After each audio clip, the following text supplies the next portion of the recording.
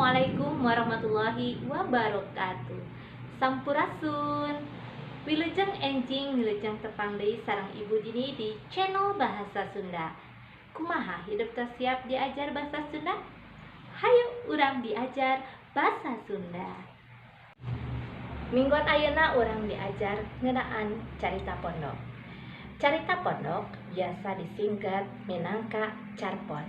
Nyaeta salah sahiji wangun prosa modern anu sifatna naratif sareng fiktif. Naratif mibanda harti karangan anu eusina kisah. Sedangkan fiktif nyaeta hiji karangan jieunan atawa kajadian anu teu nyata. Carpon teh mangrupa hiji tarjamahan tina bahasa Inggris nyaeta short story atawa tina bahasa Indonesia nama eta teh cerita pendek. Carita pondok datangna ti Eropa. Rea carita pondok nu aya di Indonesia medal sanggeus bangsa Indonesia merdeka. Kirang langkung tahun 1851. Kumaha hidup tos lahir? Buku kumpulan carita pondok munggaran basa Sunda aya judulna nyaeta Dogdog Pangrewong karangan GS. Ayeuna ku hidup dibuka LKS Basa Sunda halaman 7. Didinya aya judul carita pondok nyaeta Manuk Jalak Bali. Ayeuna urang diajar maca carita pondok munggaran basa Sunda anu judulna Manuk Jalak Bali. Hidup kudu merhatikeun anu kahiji sora, anu kadua intonasi. Naon sora teh? Sora teh hidup saupami maca ulah dugi ka laun teu ka kuping ku batur. Anu kaduana intonasi. Tinggi rendahna sora hidup ulah dugi ka datar. Ulah cara maca biasa, kudu cara maca tukang dongeng. Perhatikeun oge tanda bacana, titik jeung komana ulah dugi ka ditabrak jiga kareta api.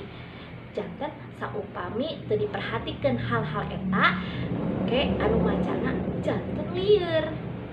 Hayu urang mulai diajar maca carita pondok basa Sunda.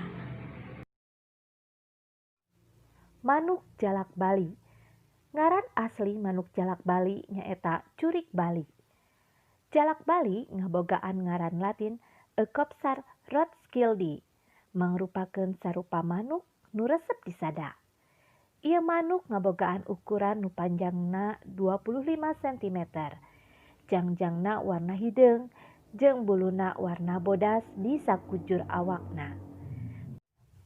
Pipina mah taya buluan, warna biru, sukuna warna abu-abu. Manuk jalu jeung bikang teh sarupa. Ieu manuk teh hirupna matuh di hiji tempat atawa endemik nu aya di Pulo Bali beulah kulon.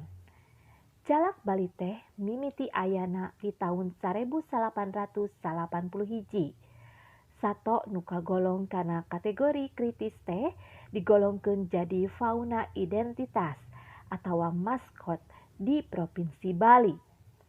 Manuk khas Bali ieu teh awal mulana dipanggihan ku Dr. Baron Stresemann, ahli manuk nu asalna ti Inggris. Pas dina nganjangna ka Pulau Dewata tahun 1811. Jalak Bali meh tumpur beak nu masih keneh bisa hirup di alam habitat asli ngan ukur welasan bae. Ku kituna Jalak Bali ulah didagangkeun. Kajaba manuk meunang hasil ngendogkeun, nganakeun atawa panangkaran diturunan katilu.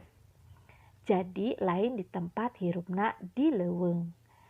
Upaya pikeun ngamumule Jalak Bali terus dilakukeun. Nyaeta ngaliwatan surat keputusan Menteri Pertanian nomor 420 hiji _KPTS _UM _8 70 tanggal 26 Agustus 1870 anu ngabewarakeun yen manuk jalak bali teh dijaga ku undang-undang. Aturan ieu dikuatan ku aturan pamarentah nomor 7 tahun 1888 ngeunaan ngawetkeun sarupa flora jeung fauna.